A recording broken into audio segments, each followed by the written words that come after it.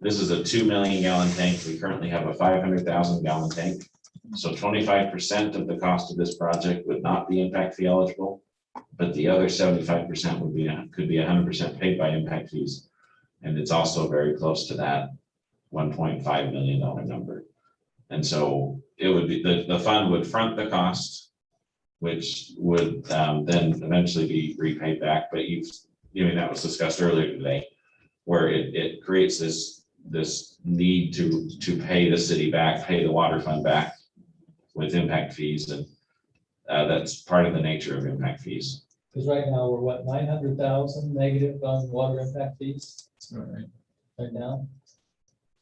So, but one of the things we're hoping is that some of the money from stimulus, if it's infrastructure, could be used on this project. So we could have a revenue adjustment on the budget coming in. But to me, you gotta have water. Yes. As I heard. I like it. And it's not a luxury in my road. Okay. On the list, we have $100,000 for PRV maintenance. The original proposal was 200,000. We reduced it to 100,000, thinking to do the piecemeal approach again. So we have 56 PRV stations throughout the city, right, that regulate the pressure coming off the mountain so that not everybody at the bottom has all the pressure and we can control the pressure all the way up. In those 56, there's 2 PRVs in each one. So we have well over 100 valves that we have to constantly maintain. And just to give you guys an idea, if one valve in one zone comes open, it feeds, a bunch of high pressure down to the next one.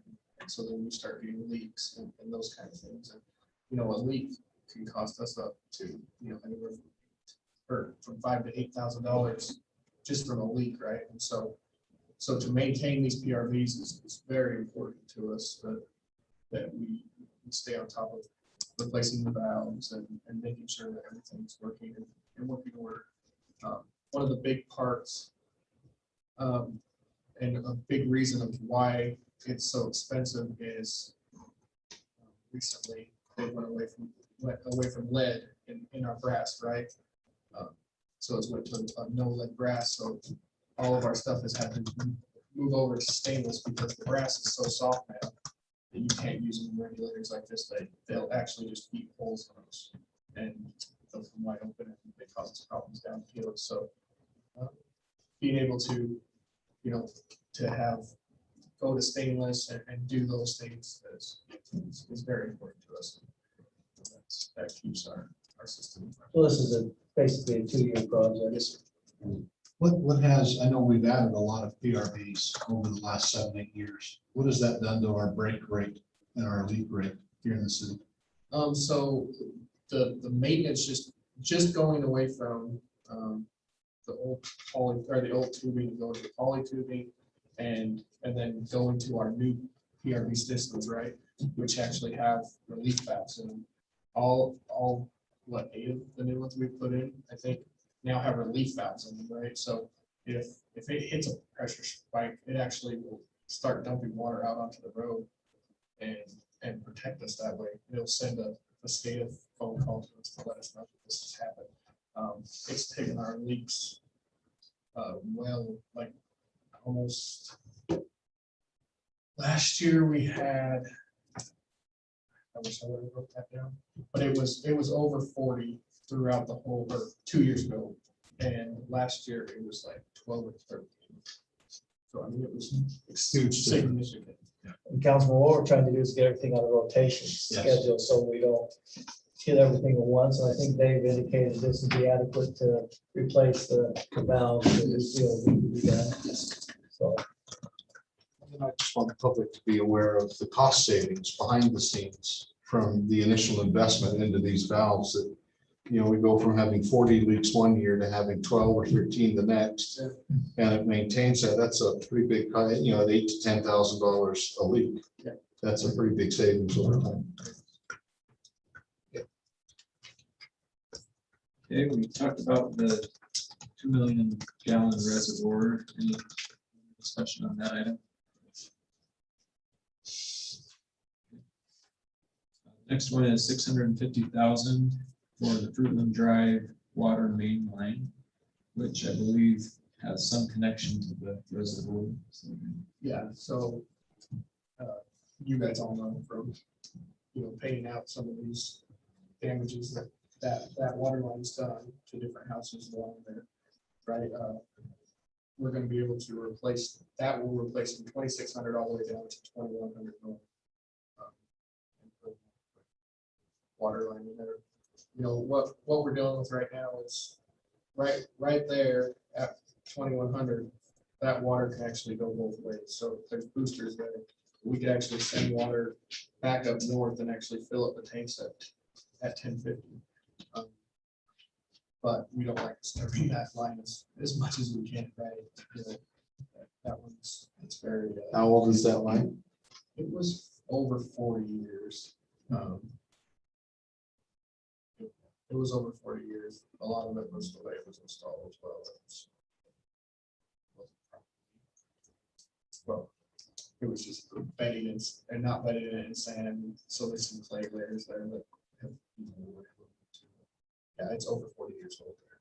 Is this some of our new pipe that you hedged? Yes. Ha ha. Yes. Good job, Dave.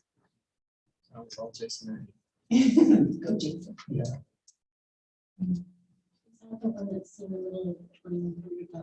So that's the booster there, yeah. So we want to, yep, so we want to tie that water line all the way back up to 2,600.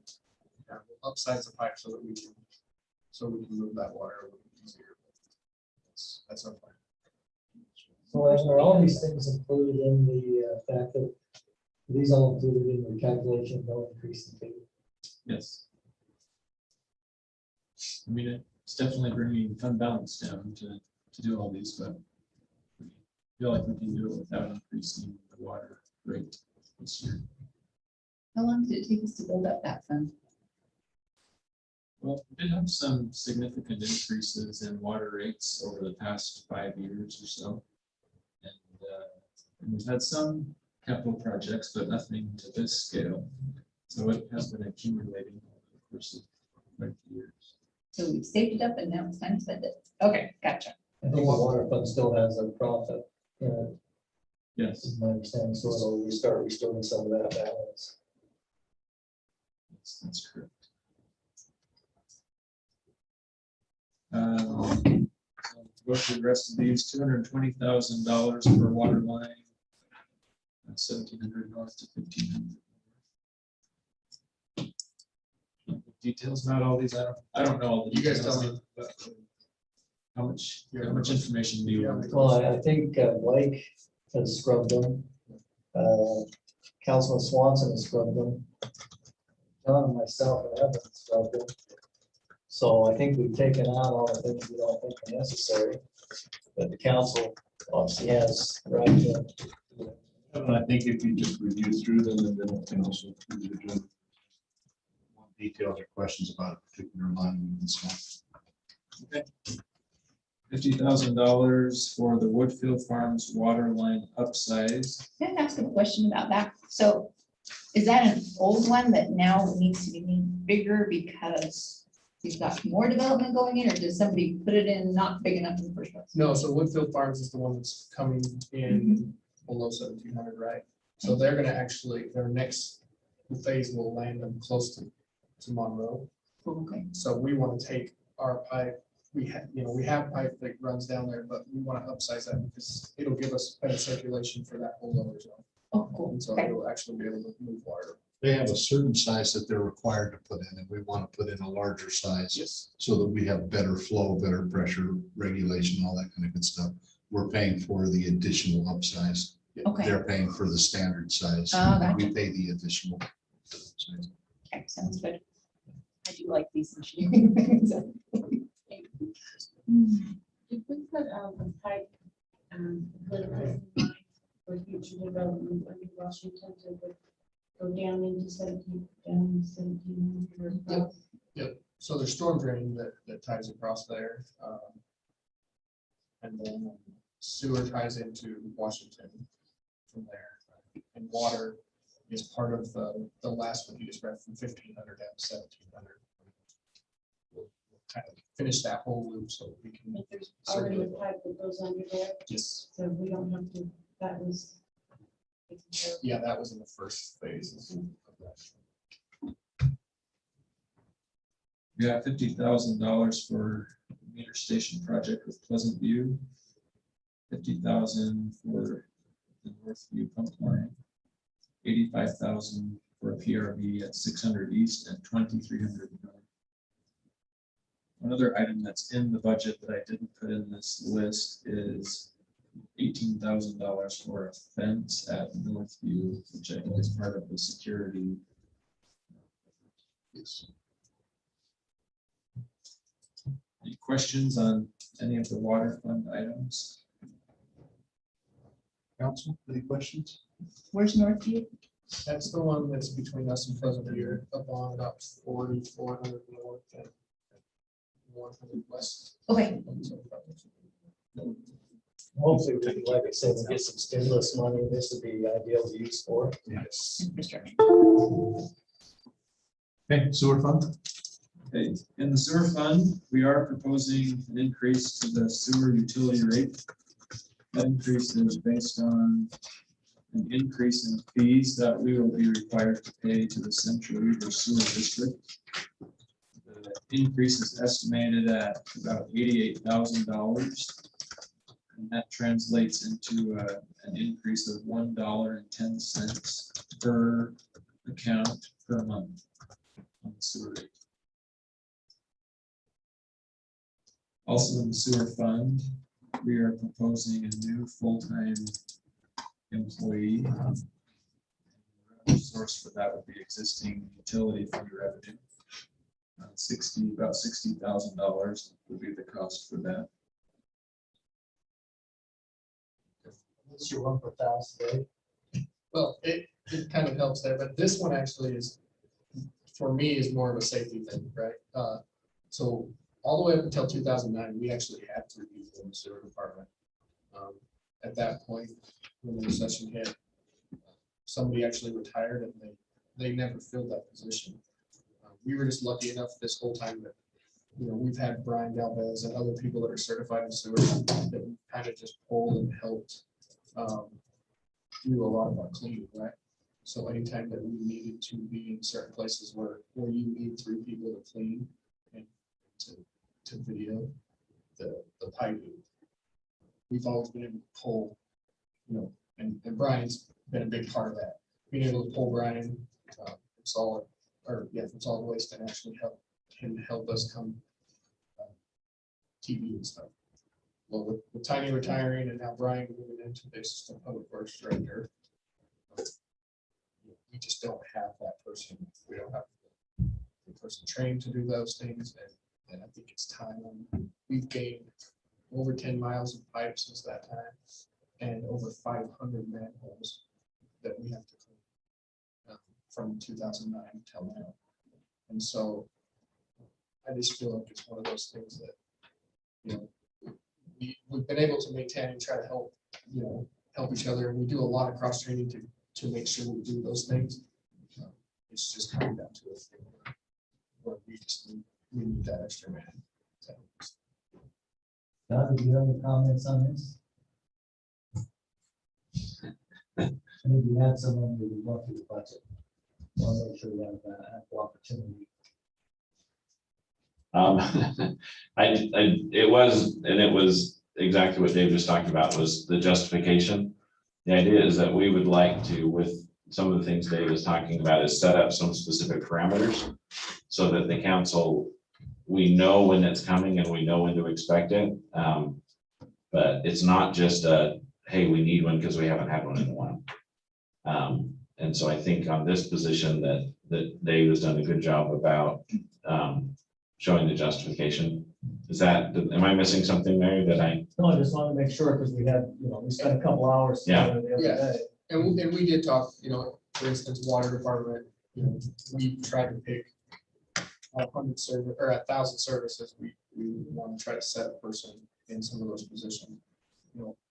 We've had a discussion with the mayor that, we've actually have technologies that have saved us that way, right? So we can now move that 1,000 number up to 1,200 or 1,400, right?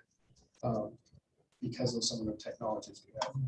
For instance, our fixed-based reading system, we don't have to go out and read meters anymore. But, with that, it also gives us an opportunity to actually read meters every single day. And so now we get all these problems, and so it's open to other job duties. But yeah, that was kind of the discussion that we had there. Can I get on my soapbox for just a minute, Councilman? I like soapboxes. You go, We Greg. have a plastic. You can use that if you want. Did you get it? Yeah, I'm just kidding. This is a prime example of what I call soft infrastructure. I'm trying to keep up with it because we oftentimes look at. Thank you. If you could just turn that upside down. These are the things that sometimes we don't consider with growth. Because if you add all those manholes, yeah, of course, they're put in by the developer, right? But then we're left with that infrastructure to maintain. And so, this is one of the things that happens with growth. And I'm not against growth. I'm just saying we need to understand what it does to us long term. So, all right, well, Councilman, I And let guess. us pray who can find somebody with 2% unemployment in Utah right now. Well, and the other point that I'd like to make with the sewer fund is that the increase in the full-time person is not related to the increase in fees. The fee increase is a direct penny for penny pass-through of what the increase we've received from Weber County. We don't have any say in that. Well, we do at the ballot box every other year, but we don't have a say. So they've raised it $1.10 per house effectively. So we have to raise it $1.10 per house effectively. We have to collect that to pay them. None of that is being used for this additional person. That's coming out of our regular fees. I appreciate you making that point, Councilman Swanson. And the reason that we're seeing some of these increases along with the Central Weber Sewer District increasing their property tax is because they've got the same problem, growth, and they've got to put in more lines, and they're looking at a substantial bond that they have to pay for. And so this is their way of paying for it, is increasing usage fees, revenue. I guess one other comment on Central Weber is they've communicated that they intend to have a similar increase next fiscal year as well. So About 12%, didn't we? 12% Effectively, it's 12% increase. for 2 years, and they say after that it will be a regular increase, which 2-3%. So I'd rather talk about amounts. It's $1.10. Okay, let's move on. okay. The other item on the sewer fund is the ongoing effort to reline sewer lines throughout the city. The city's invested a lot of money in this project over the past several years, and the effort is ongoing. So in the staff report, I had listed $377,000 to go towards sewer relining projects. Councilman Swanson requested that we move that amount back up to $410,640, which was the original request. So that's something that you can discuss and tell us what direction you want to go with that. Well, Councilman, I'm concerned that we're spending a lot of this out of fund balance. Yeah, we have it. It's accumulated over the time. But ultimately, we've got to restore that. And so I'm just wondering what the timing is of being able to restore that versus spending it out of fund balance. It's similar to the general fund, right? Yeah, we want to keep a minimum amount in there for unknown things. And so I'm just seeing a lot of things being paid for out of fund balance. That's just a concern I have when we start. That's like saying, last year we were pretty timid about saying, well, we're going to take this much out of the general fund balance, right? And so that's the same concept I think we're talking here. I'm not saying we shouldn't do it. I'm just getting a little nervous that we're spending all this money on fund balance. In the conversation that we had yesterday, if I remember correctly, and if I wrote my notes down correctly, that would still leave us with a little over $500,000 fund balance. Which you can see is we're almost spending that much in 1 year, right? Yeah. The pipe realignment. Isn't this only a 3 or 4 year project? Relining all of our sewer pipe Left, yeah. no, we probably got, because now we're getting into the bigger sizes, we're probably, I think we're still 8 years, 10 years. So you can see if you're spending Yeah, well, right. $477,000 a year for 8 years. But if And here's the problem, we did that to be more efficient, but we don't get any credit in the sewer district for it. Right. On the flow. That's the biggest problem. So we're not getting any benefit because of the way they calculate fees. So it's been great to reduce the flow, but we don't get any credit for it. Council, leave it, readjust it to where they originally asked. What do you think? Okay, what's the difference? So it will just take some footages off, right? So we projected the areas that we wanted clean, and we know approximate amounts for how much it costs per foot to do that. So he'll just take an area off and put it on next year. I leave it where it's at. Okay, at the 377. Okay, Councilman Barker. Okay. Councilman Severin. Yeah, have these numbers changed since we met? My numbers are a lot different on this, but I got us total request 303, we discussed 270. Now it's at 377. So did I miss something? This is what's in the packet. I can answer that, Blake. I'm talking about the meeting that I had today with John and the mayor. So 303, Trent has it broken down into different line items. And 303 was the 7,600 linear feet. But then there were some other smaller items, relining manholes, pre-cleaning, traffic control, Yeah, so this is. lateral reinstatement. So I just lumped all of those together Okay. in the staff report. But the 303 was kind of a higher level detail. So if you took that difference, that is the difference from the 377 to the 410 or whatever it is. I guess I would throw out, how do we, if this is an 8-year project, how many years we got left? No, it's about 8 more left. We've been doing it since 2001. Yeah, so where's this money gonna come from? Because I think Councilman Swanson said we got about $500,000 fund balance. So I didn't say. So fund balance is 1.3 million at the end of March.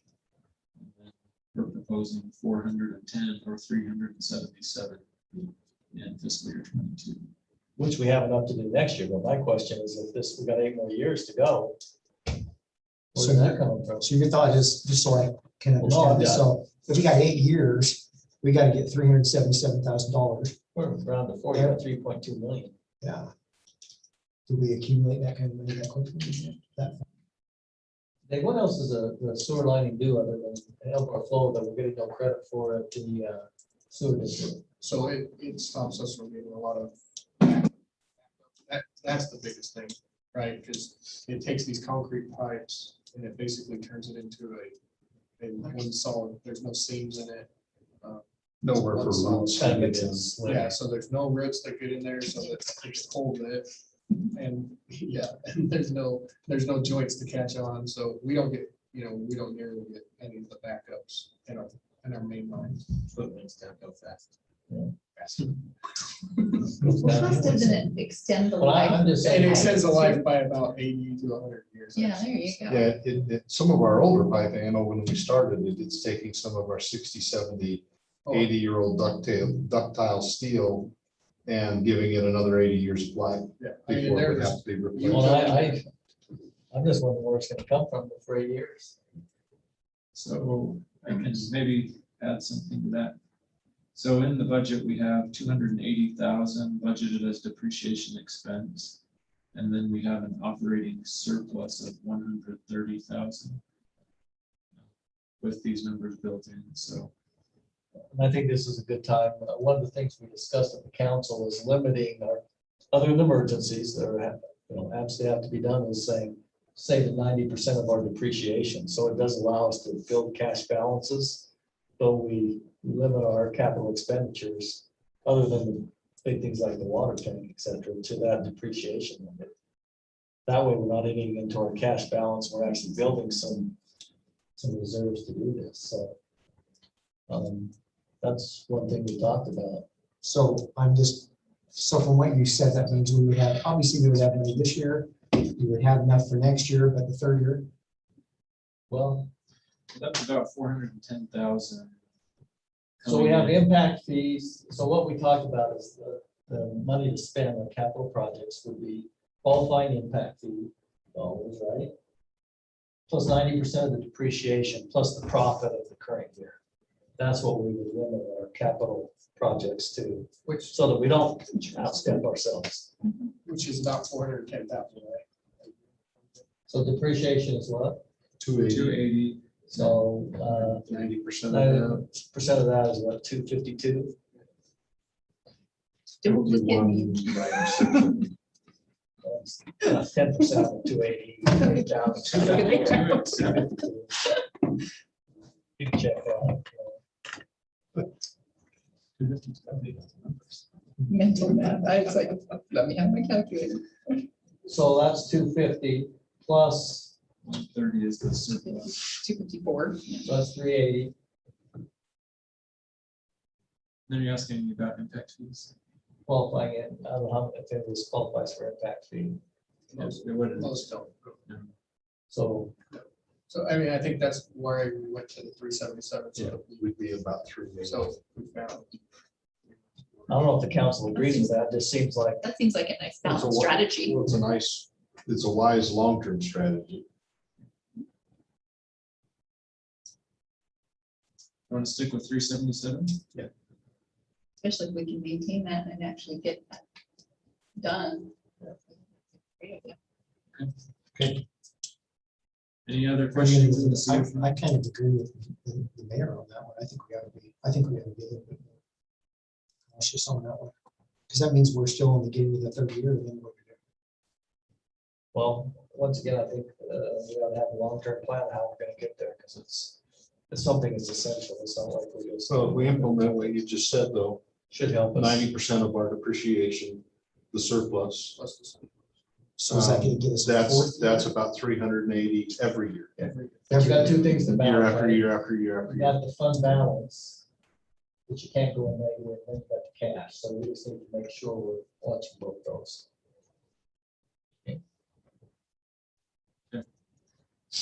Moving on to the stormwater fund. We are not proposing an increase to the stormwater. Proposing to move one part-time employee to full-time, at a cost of $44,000. $235,000 is proposed to purchase a new Vector truck. Revenue source on that is fund balance. So it's to clean, so you know, the catch basin where the water flows into. So the Vector will actually clean those boxes, it'll clean the lines, the storm drain lines, so you get plugged up. It was one of the things when we had the state audit a few years ago. You know, they really pushed to say, hey, we appreciate that you guys clean your boxes, but we were, you know, we share that Vector with the sewer department, so. it's a, you know, No crossovers. Okay. so we ended up buying a smaller Vector. The water department has a smaller Vector, and it's okay to share with the water, right? So we share it with the water, but it's just, it doesn't do the job. It's something that we have to go and actually clean these lines, because it only cleans those boxes. It doesn't clean the lines, and a lot of times that's. Council Swanson, I would ask that when we do this, we spend money out of the fund balance, that the department head comes up with a plan to restore that. Because once again, you just keep spending fund balance. Find yourself in a hole, so I would suggest that each department is spending something out of fund balance, that tell us what the long-term plan is to restore that. And we probably, as John mentioned, need to set some minimums on how we'll take those fund balances. Not tonight, but. Right. appropriate. We did have that conversation yesterday, John and I, so we can bring that back.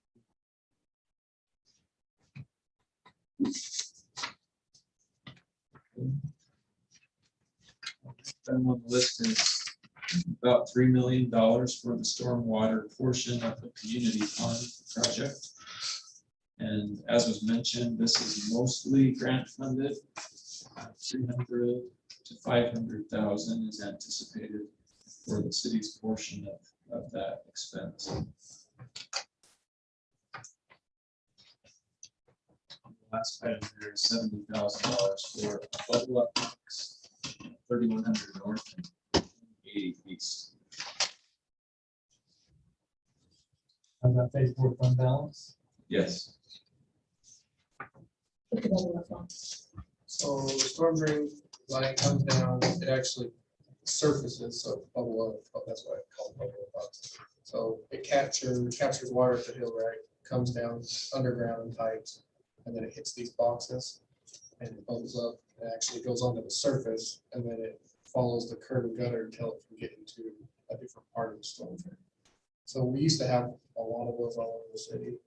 It was just a different way of moving stormwater, because we didn't have that section pipe, right? But it causes a lot of maintenance problems. Obviously, that water on the surface causes cracking and different things to our roads, causes ice and other problems as well. So it's just actually piping from there to our stormwater system. It's on 1050, taking it from 1080 to 1050. And putting that. Water engineering is cool.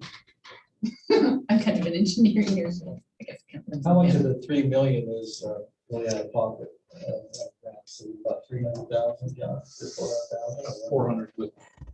Yeah, it's the 300,000 to 500,000 range. I can't remember the number exactly, but that's where it's supposed to be, or that's what I remember it being used in that range. Originally, it was around 300, but we were looking higher than that because of cost increases.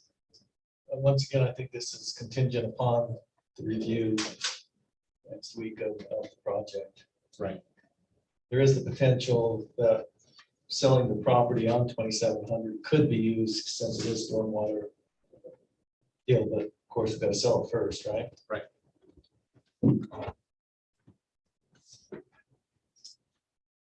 Any questions on stormwater? Okay, the next is solid waste.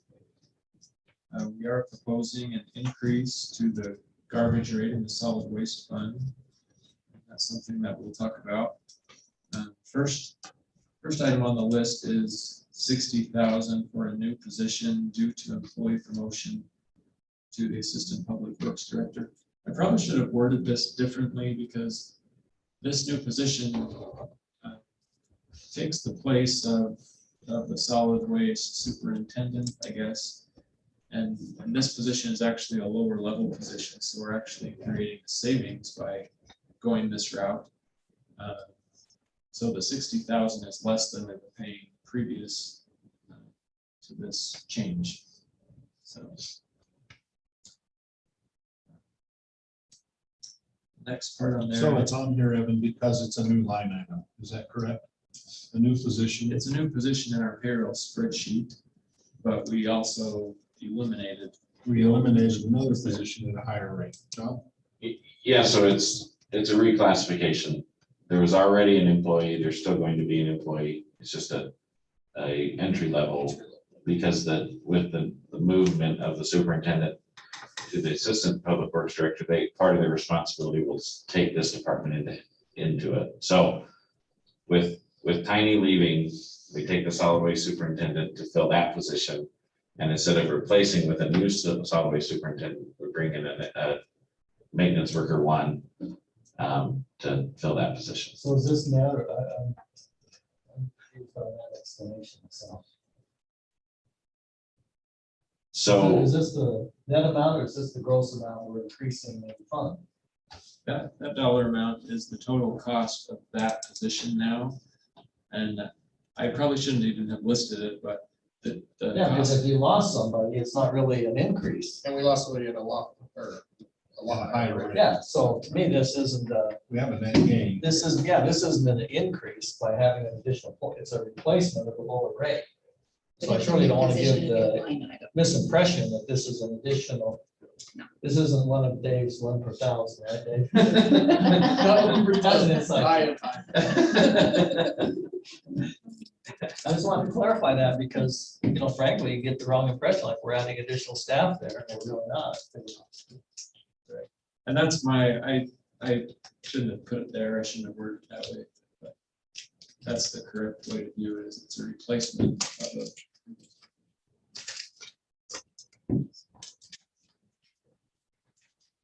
Next item is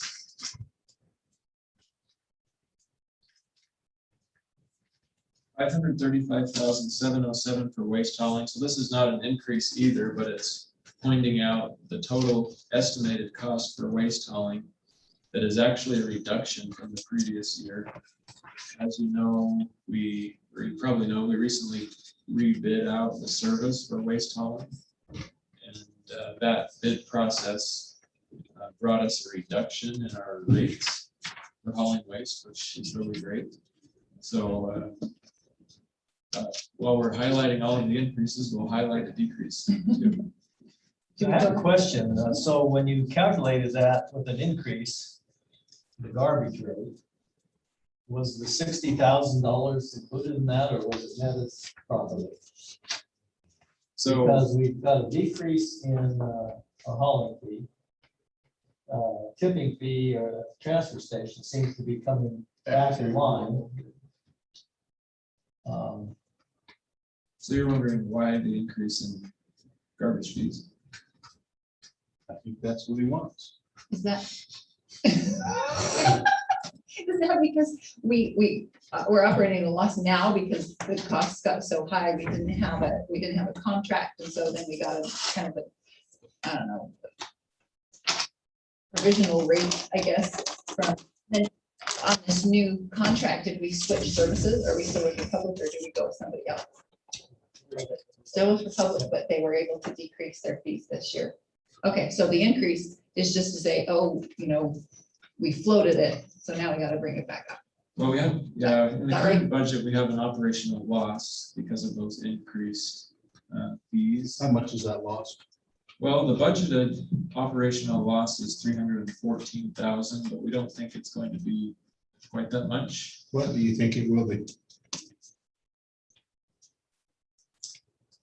I'm gonna guess 180,000.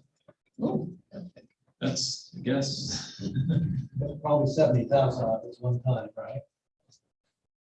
From the garbage trucks. Yes. And some of it was programmed to not increase rates last year. And last year, if you remember, council, as you talked about it, you decided you didn't see a reason to have a fund balance because we had almost close to 500,000. It was in the 400s, a fund balance, and there's no capital to replace. And so the council at that time decided, hey, we should use that money to lower the rates or stabilize the rates for last year. so is that like a Fund net balance. fund balance of, we don't keep a balance in that fund at all? It's just passed through, Well, that's the question. pretty close. We built a $400,000 or $500,000 balance, and we looked at it and said, why do we need it? Because it's not like a replacement schedule. I guess we could have an earthquake that sucked all the garbage cans in. At the end of March, we were at 280 fund balance. That's And projected. That's where we were at the end of March in solid waste. So we'll probably have at least probably 250 or something, right? Because tipping fees seem to Yeah, typically it's starting to stabilize and go back to it. stabilize. So I guess the question on the table is, what do we want to leave the 250 or do you want to take half that out or what do we want to do? And this proposed increase is partly based on the depreciation expense of 40,000, I believe. And so that depreciation expense would be replenishing fund balance. And so I think that's a question too, is if you want to set the rates to be replenishing fund balance over. What are we What are we depreciating? Garbage cans. The cans, okay. Okay, And then do we have to, I mean, we've got all We don't these. capitalize those anymore. We Right, expense- we expend them, but then do Two we, hundred and 40,000 in this year For appreciation, no, for garbage cans. to purchase garbage cans. How much we have in it? That's like 240. It's something like that, but then there's also the revenue side from the impact. do we charge new residents for new cans when they come in? We don't charge for replacing, that's the thing. We don't charge for, so my can gets toasted and I can call you up and you just bring me another one. Okay, but. new Even if people you come had in. a s'mores party with your can and melted it, we John? replace it for you. free. I mean, we don't always give it for free, Okay. but in general, we do replace cans with no questions asked. And that's pretty uncommon. That was something that we wanted to discuss. They're pretty tough. you How know. much are the cans? $104 a piece. That's went up like just recently. just barely. So is there a difference between a can, I mean, one of my cans is obviously doesn't have the original axle and wheels on it. It's got a PVC handle. So there's been some repair done to it, but at some point in time, it's just going to give up the ghost. Do we charge residents for that new can? When it's just an age-related deal, not a misuse? And that's always a hard thing. Or, you know, if the garbage can drops it and it does break that axle, and wheel, it's like. Or on those really cold nights, the lid slaps and it snaps? What happens if the public breaks our cans? Replace it. I mean, I know they don't break cans on purpose. Yeah. It seems like to me, if they're breaking cans on this handle, that shouldn't be our. How do we determine that though? We send you out to investigate. Wait, you're the retired guy, Roland. So probably Doesn't be me then. the way to think about it, council, is that in the fundamental garbage rate, there's a small amount that every house pays to cover the cost of replacement cans. Okay, The question is, do we go to a specific cost where if it's your can and you melt it because you put hot ashes in it, then we're gonna make you pay for it? Or do we keep the same thing where like we do with water meters, where we charge a little bit every month, we save up money, and then when the water meter goes bad, we replace it? It's just cans are a little more nimble, more likely to, I mean, my can is also old. It wouldn't surprise me if mine's 10, 12, 15 years old. But some, or maybe we do something policy wise and say, if you replace a can any more than once every 5 years or 10 years or whatever it is, then that's when you get dinged. I think we ought to have I don't know, tonight's the night to have that discussion, but I think we ought to have that discussion. I think in cases where it's obvious that Councilmember Ekstrom's been cooking s'mores in her can Fireworks. because of the added flavor. Of course, it comes in that brown plastic. In those cases, we ought to charge, but let's not have that discussion tonight. Cheryl, you sure about that? You want to have The it? new cans paid for it when new residents move in, is that doesn't that impact? Okay. It's a building fee, It's a building fee. but currently charged $95 a can. So So we need to up our, I think we're gonna change the fee schedule this year to say it's the market rate. Whatever the last invoice price was is what, it's like buying fish. Just kidding. there you go. Fresh Okay, fish. so we'll have that on a future agenda. Market rate there. I didn't get to like buying fish part. Oh, have you Market been to a rate. restaurant when Oh, they say Market market rate. rate You go for the in and buy lobster, the live good fish, lobster? it's always market rate. They don't have that at McDonald's. Right? I didn't think it's just a fish sandwich. You ever seen market rate next to fillet of fish? I haven't, that's why it's new to me. Just go straight to the- All right, let's move on. We are digressing very badly.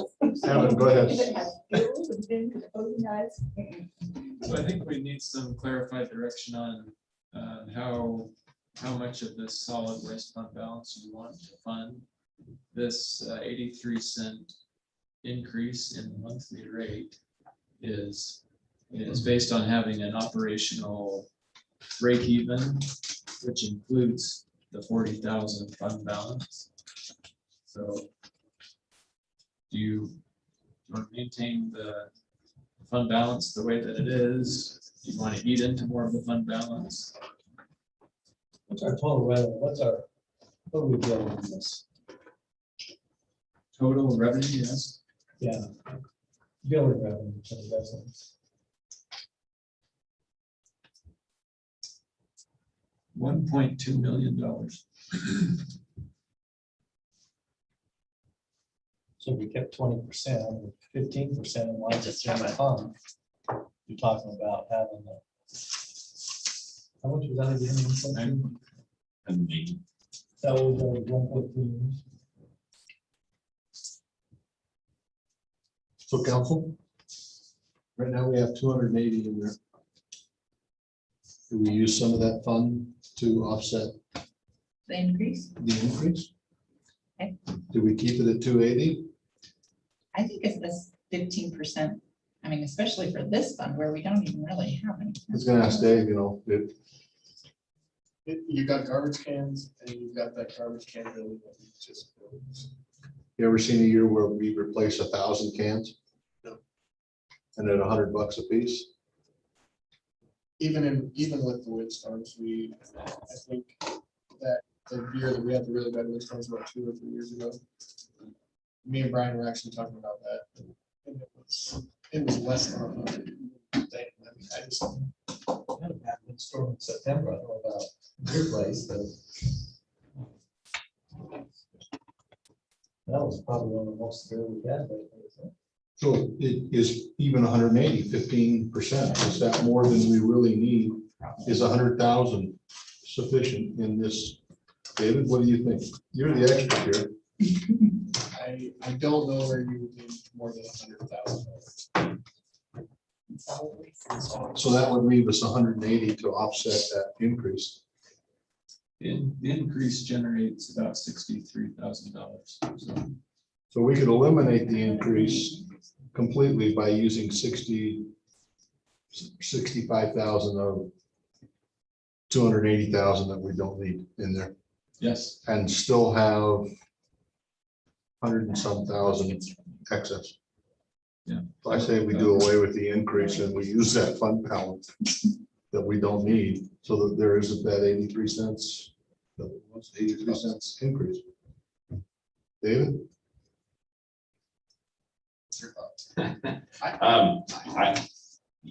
Yes, but there are two caveats that Dave is prepared for. Recycling and green waste pit. Because that is also solid waste, and the fund balance would be available to offset those additional expenses as well. Or potentially eliminating costs. Like, for example, I'm not saying you should get rid of the green waste pit, but we get complaints about it a lot. It does take man hours, and if it was eliminated from use, then there would be different complaints. I'm not gonna say there won't be any What would be complaints. the offset though, and tipping fees, all that stuff would end up, most of it end up going in the garbage can.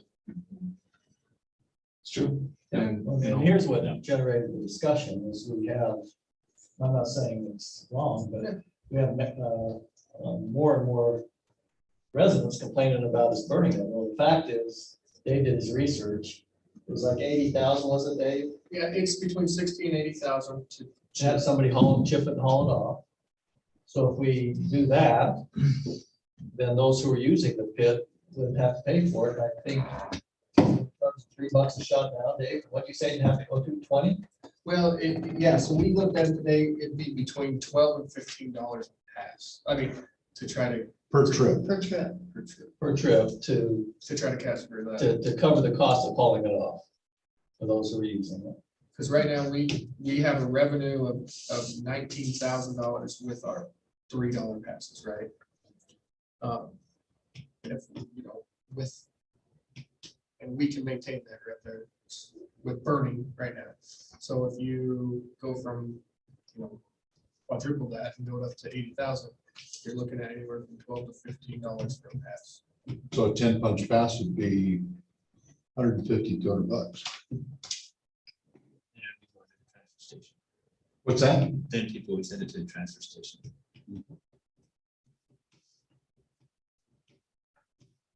So that's one option. I mean, So so those are the options. Yeah. You know, you burn it, what does it cost us to burn it?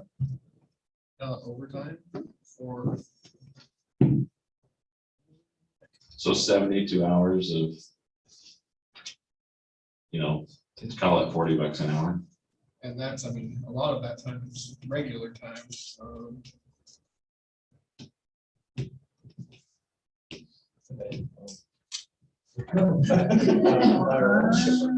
What's that? I think, did you say 250,000 buy our own chipper? It was about 250,000. That's before we maintain it Yeah. and certify somebody to operate And it. that was the biggest thing is talking with these other cities is even Brigham City is now going to hiring somebody else because when they had their own cheaper, the maintenance on it was thousands of dollars a year, just trying to keep that thing up. So have we looked at, is there a possibility of some kind of a contract with Ogden City? Where they come and pick it up and add it to their mulching composting operation? And that is one thing I haven't looked at. Would you? Yeah, I can definitely do It'd be that. interesting to at least see what, echoing. So it's mulching, I think we talked about, it's not the kind of mulch you buy at Lowe's, you get, comes free with weeds, right? We Yes, charge for the weed exactly. seed. We can't- That's right. To sterilize it, that 60 to 80,000 was not to sterilize the mulch, when we try to sell it. In times past, when we've actually mulched, nobody comes and gets it. Every once in a while, somebody will get it and mix it into a garden or something, but I used to get it. it's not very often. I suggest we buy big fans and just push it against the mountain. And that goes back to that other, and Councilman Barker can speak more on that because he deals with the birds, but last spring, when we actually were watching that, there was over 300 bird permits last spring. So And it's I'm like, still getting the numbers for this year because it's still going, but yeah, like I told Dave, last year, and I'm only comparing us to Pleasantview because they're right, I get theirs too. They have half the residences in North Ogden. They pull almost 100 burn permits more than North Ogden. So it's either we burn it once or each individual house is going to be burned more. And I'm getting the records for this. I mean, we're talking about, and I understand people that are right there, they have asthma and healthy, we could give adequate warning, but we're talking basically about 3 days, right? and that was as big of a pile as we've had, because of that windstorm and all that. We usually don't have, and we didn't burn it all Last fall. last fall, so. That's as bad as it gets. It was 3 days it was out. It's sure a nice amenity to have, but Well, I think we end up paying for it one way or another. We either put up with a few days of burning, or we see a pretty significant rise. I just know from my house how much comes out every year that ends up being burned over there. In tipping fees, and you think of everything else, and then you add in some big storm. Because we never have regular windstorms here. And we pay for it one way or another, and if those tipping fees skyrocket because we have all this green waste being added, then that's an increase that will be shown on utility bills. And that's what, just to give you guys an idea, the cities that do mulch it, Ogden City and Brigham City, it's on there. I can't speak for Brigham, I can't speak for Ogden, but it's on their utility bill, right? It's built into.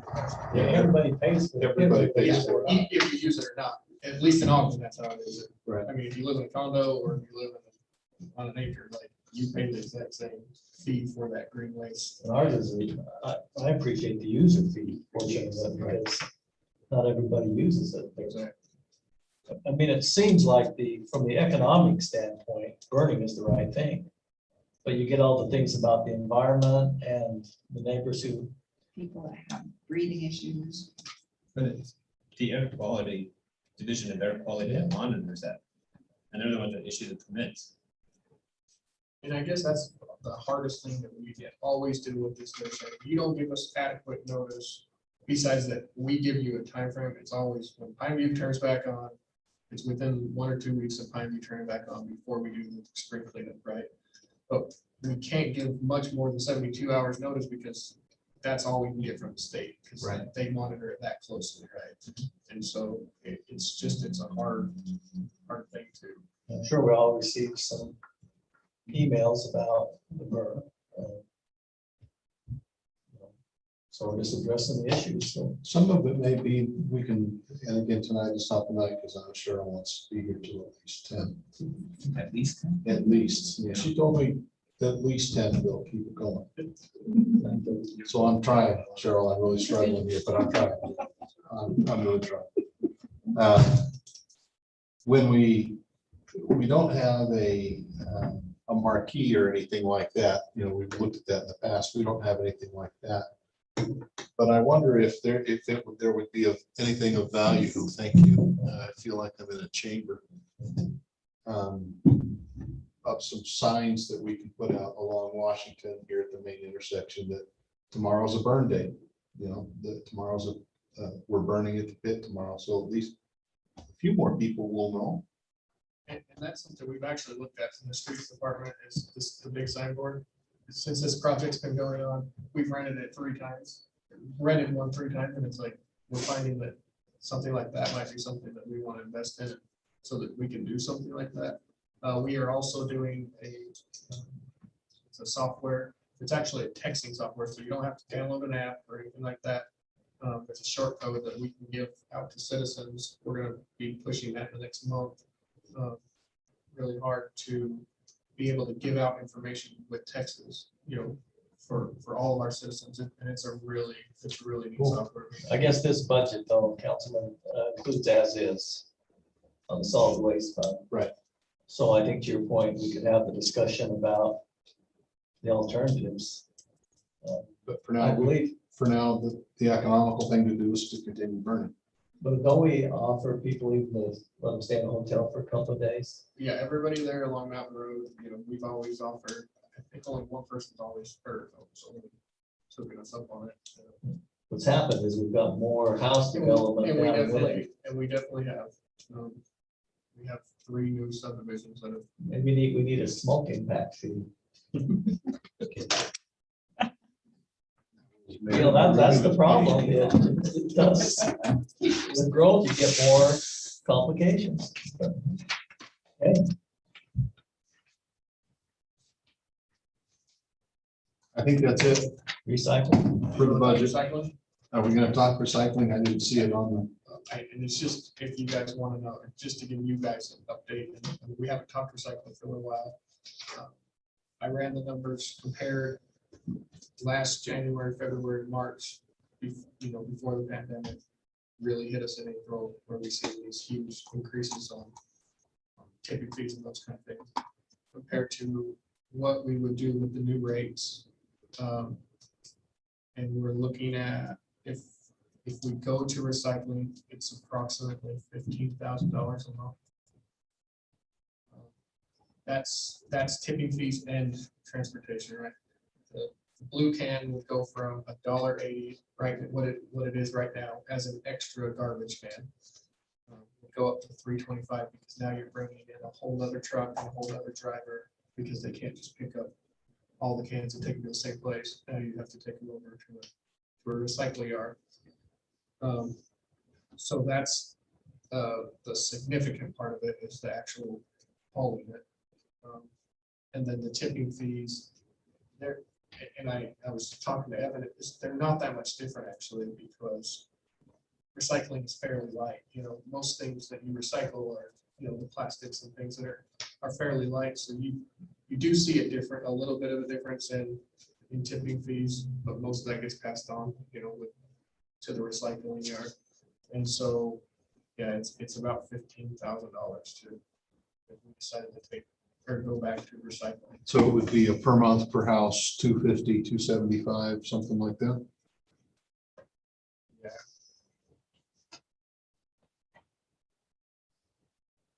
The only other thing that's happening, and I was looking into this, but a lot of these, like down at Providence Point, we don't collect their garbage. They're under a contract with ACE, so we have no opportunity to cover our fixed costs out there by increasing, because they use a whole separate hauler and charge their residents a separate, They have like, Yeah. centralized dumpsters, right? So No. the residents don't know. They have ACE garbage cans. And so they just have a different contractor that doesn't service in the city. So that's not a contribution to the city to spread our fixed costs. About $2.25. John, you look like you're ready to say something. I was gonna say that was part of the agreement. I think when the development agreement was talked about, it was, did the city want to be involved in that? Like, for example, the apartments will have centralized dumpsters, but all the townhomes and individual units have separate cans. And they contract it out privately, and I think, do we own any utilities in that development, Dave? No, just we own the meter, so like the water department, we own one master meter that goes to all the apartments, and then we own individual meters to each condo. No sewer lines, no. Side. So Where's the sewer bill? it goes into our sewer, but whatever the traffic is. So we don't own the line until it hits 1,700. And their utility bill that comes with their water meter includes. the So sewer they pay the fee. same sewer bill as everybody else in the city? Theirs is based on. how it- Because we're getting charged for it based upon the appraised value and population. So I They don't know why are they would charged be this- paying less. Yeah, they are charged the sewer bill. It's just based off of, so apartments are different than single family. And so are businesses, right? They're based off of. So it's all based on how much water goes into the facility, is how much they pay for the sewer. So the meters, You don't charge me on how much water goes out of my place. You charge me a flat fee. And we're being charged that from Central Weaver Sewer District, so I don't know why we're giving them a lesser charge. Whether we're using our pipe or not. we'll come back with the information that details how it's done out. I think we are charging a per unit, 3 fountains, for example, they pay a per unit fee to cover the maintenance. And then they pay the usage fee on top of it. Like, we have a base fee and then the usage rate. But I don't think it's cut, like you said, I don't think it's cutting with the deal. Well, if they're not paying the same as everybody else per unit or per townhouse, it's cutting the deal. And I think it's, I think it's based on the unit and then the water usage. that Yeah, goes if you could, once again, for sewer, we know water usage has nothing to do with Central Weaver Sewer District's charging us. Yeah. They're charging us based upon the assessed value of the property and population. So whether they're using less water or not makes no difference on what we're being charged from the sewer district. And if they're going into our pipes ultimately, they're going to be paying their fair share of anticipated maintenance. So I'd be interested to know what they're paying versus a regular citizen. That's all I'm asking. I can definitely do that. I mean, should they be getting a break based upon how we're charged from the sewer district? I don't think so.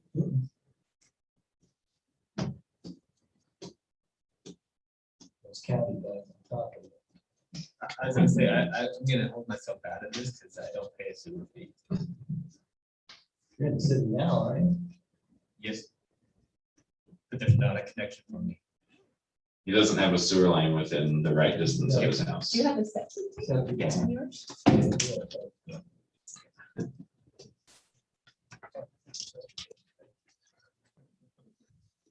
So in the tentative budget, would you like to eliminate that fee increase in the solid waste fund? Yes. I think that's universal across. Anybody? I'm Not one of the gonna reasons. recuse myself from solid waste too, because I don't pay garbage can fee either.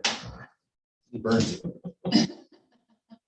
He's got a dumpster on his property. I So think. you're saying they're partial residents. Yeah. You want to vote? I'm letting you have a vote. Oh, only if it's a time. Does everybody, does your whole family use the dumpster that's on your, Mhm. out there? So you just like the parents and their garbage? Which our rate is more than your dump. Yes, to have a dumpster is definitely higher. Okay, Mayor. Back to you. So we have some other issues, I think, from last week. If you want to address those. Which issues are you speaking of? No going going. General fund, remember we had that list of stuff at council because of the late hour, we skipped a bunch of that. I was hoping to talk about the general fund, just so we can get some direction as we're preparing the tentative budget. The way we left things at the end of the meeting last time was we still needed to figure out about $122,000 to bring the general fund into balance. And we had a conversation about health insurance and how that was going to go. Jamie and John did some work to pull employees. Do you want to talk about that, John? Yeah, so we're looking at switching our insurance providers, which they typically do what's called a disruption study. And on top of that, we were looking at a narrower network and doing a specific disruption study on the difference between the two networks.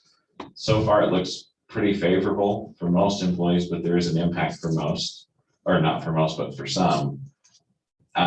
In general, though, as a summary, there's a savings to everybody for moving to a new network. The bid came back favorable.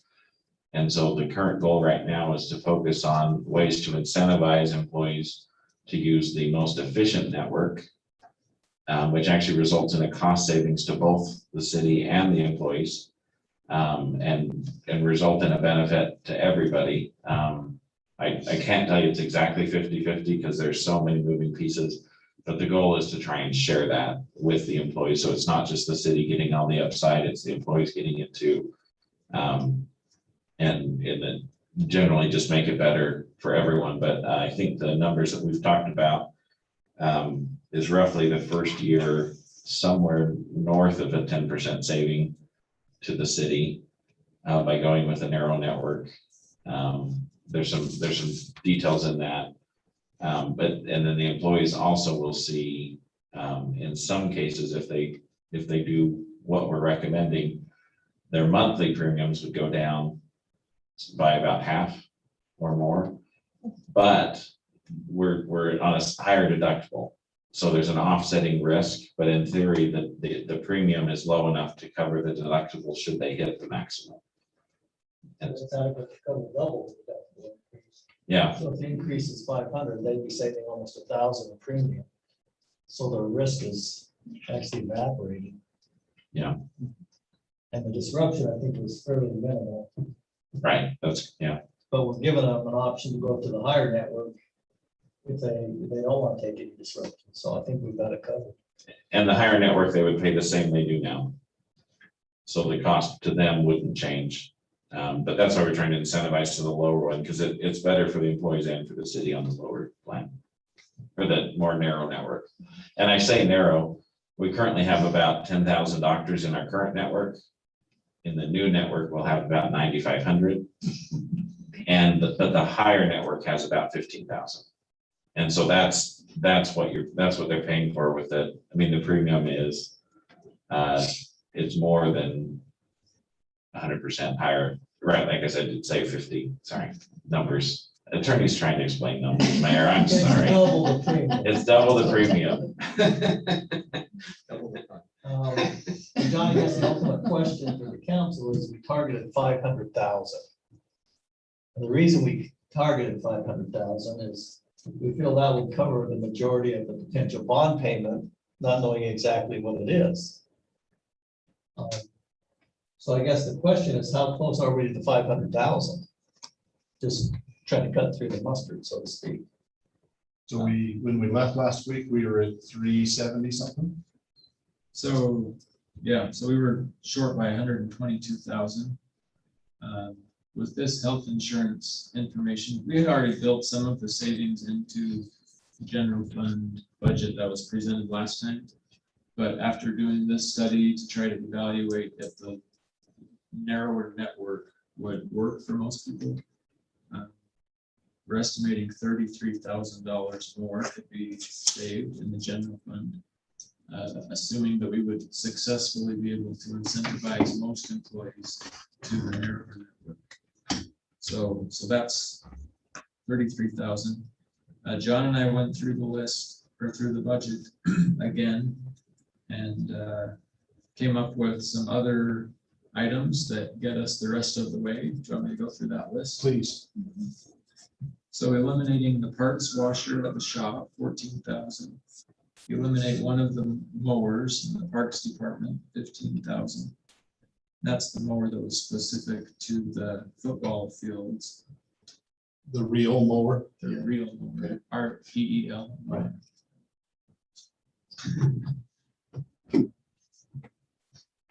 In this list, we have adding in credit card fees for parks and court payments, estimated at $11,000 in extra revenue.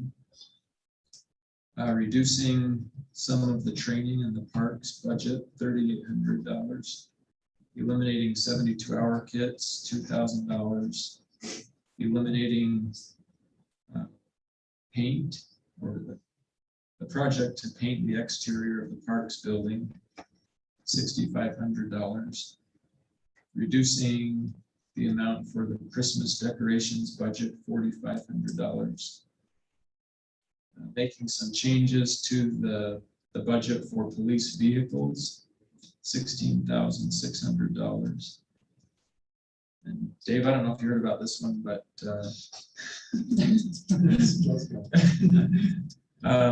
instead of getting a mini excavator, getting a mini excavator. It says TONKA on the side. The sandbox when you sit on it. So that saves $5,000.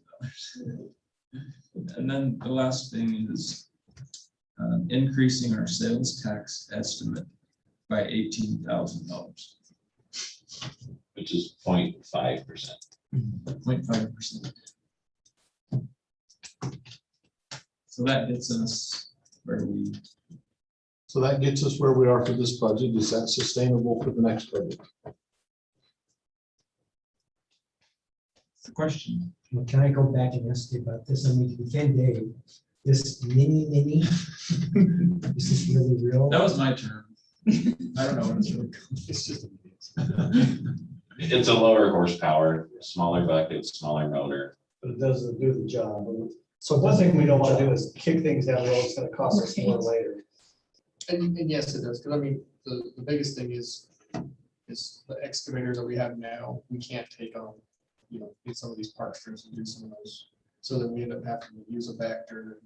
And this will actually let us fit do some of those. Because we should be fine.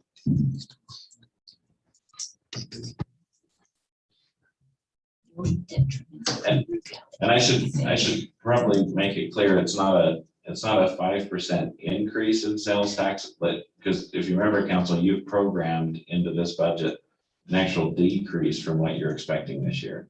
So this current year we're in, we're expecting 3.6 million in sales tax, roughly, very roughly. And we're projecting next year a 6% decrease.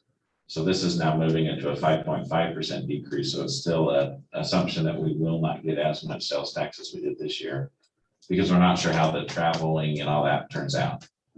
With people spending sales tax dollars in Hawaii as opposed to Cabela's, for example. And the panic buying experience in the current. Have you talked to the department heads about these? I did. I forgot to tell Dave about the mini. Have you spoken with Tiffany about the real mower? I did talk to Tiffany and Chief and warned them. Okay. Me and Tiffany didn't get a chance to talk on the phone. She had the most that we've moved. And I would be, as we get ready for the tentative budget, if she has other things she would like to move, that she'd have a chance to basically take what we're cutting and move it to a new items or different items if there's something in that group she needs to save. Okay, so Councilwoman Ekstrom, you'll meet with Tiffany here real soon. Now that all the mask mandates are gone. Which would bring us to the park discussion, but I hate to do this. But I think we have to be responsible adults and answer our questions that we were asked last week, that you asked for response to. Did you get response to all the questions you asked? There were 2 questions you asked. Which were? One, do we stick with the $500,000 target? Anybody remember what the second one was? So that property taxes wasn't. Do we maintain the property tax rate? Oh, we did. I did answer it then, okay. So let's take them one at a time. It- Councilmember Stoker, what it was? We do, but it's, we couldn't have blindsided.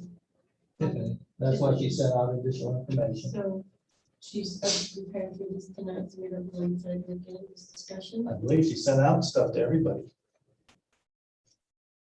Review.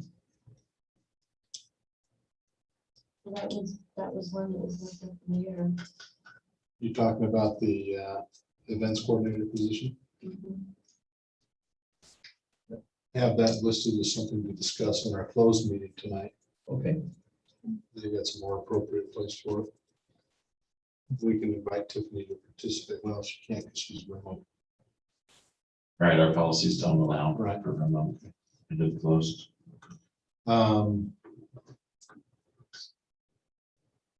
So property tax, I guess, we're on property tax.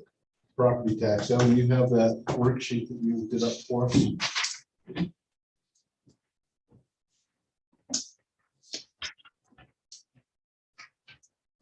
So the question on property taxes, council, is do we stay with the current rate that we have now, which will result in residents paying more because of the increased value of their homes, the increased assessed value? Or do we go with just whatever the certified rate is that comes from the county? Councilman Barker, you have an opinion, obviously. What do you think? I'm in favor of maintaining our rate. Okay, And I would keep, I know, hoping it's the wrong word, till the legislator would fix this. When I go to this store and a gallon of milk goes up from $2 to $2.50, I haven't bought milk in a long time, so I don't know. But the sales tax rate stays at 0.75% or whatever it is, 7.5%. It doesn't come down because milk goes up. Why does sales tax get to stay the same, but our tax rate gets to go down if inflation goes up? I'm in favor of maintaining our rate because everybody else maintains their rate by property tax separate. That's why I hope the legislator would fix it. Until they fix it. Then we have to hold the truth in Yes, taxation, and yes, yes, it will be a. This is classified as a Yes. property tax increase that would require But- taxation. Yes. I'm in favor of it. If I'm reading this chart, it means we're gonna increase 162,000. Is that what that is? So we have to guess right now Right. what the total property value is going to be. So it could be 162 up to 266, or, you know, but there's some assumptions built into that. So low end will get, I mean, if we don't maintain a rate, we lose 162,000. yeah, if we maintain a rate and there's an increase in home values of 11%. Correct, Ellen? And the growth, we get growth. And the growth, but just at the 11%. And increase in home value, assessed home value, we would net 162,000. If it were a 15% home value increase, then the total would be 409. That's, you have the wrong one. 221, I think. Sorry, This is the one you gave me yesterday. sorry, it was wrong. Okay.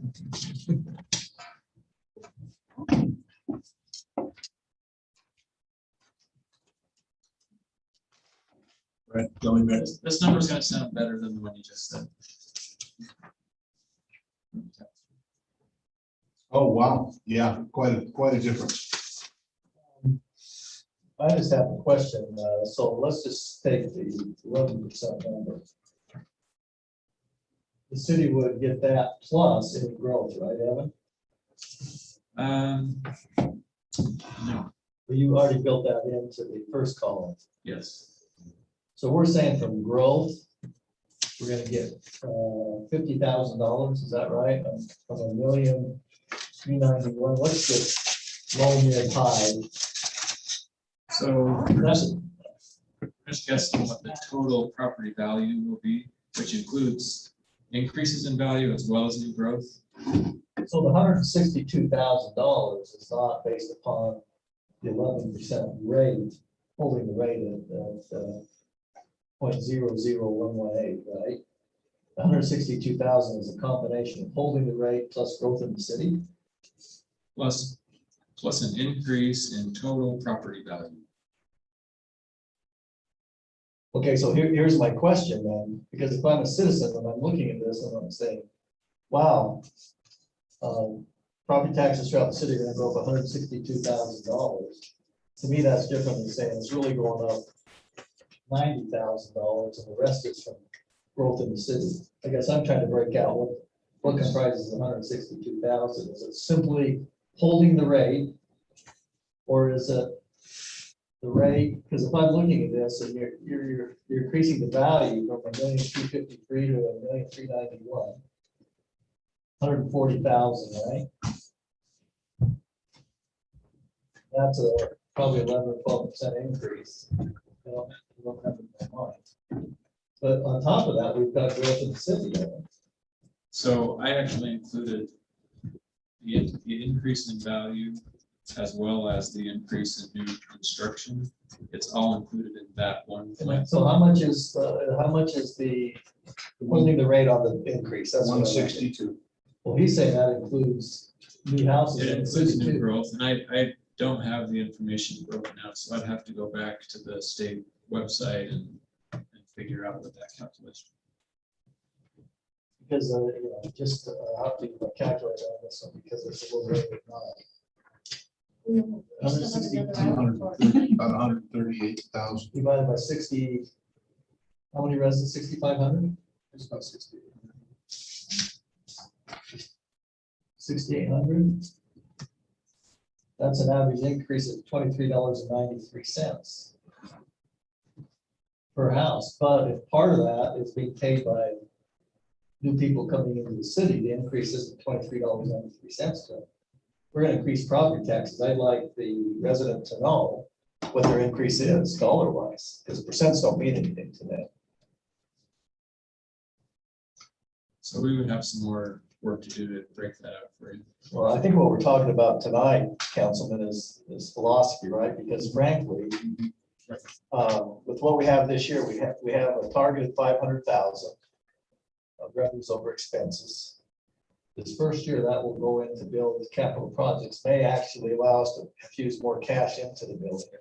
Our first bond payment, principal and interest, would be due till probably 2 years, John. Right. So it's not like it's needed to balance the budget. But, when you look ahead philosophically, and growth slows, how do you fund things we're doing? We've been lucky for a number of years. But frankly, this year, it's not like we don't need it, but we want to be proactive versus reactive. I guess that's the discussion that takes place, because we've hit our target of 500, which we would hope to be pretty close to covering a bond payment going forward. But you can't go forward forever like that. I don't have the graphs with me that I presented, last fall.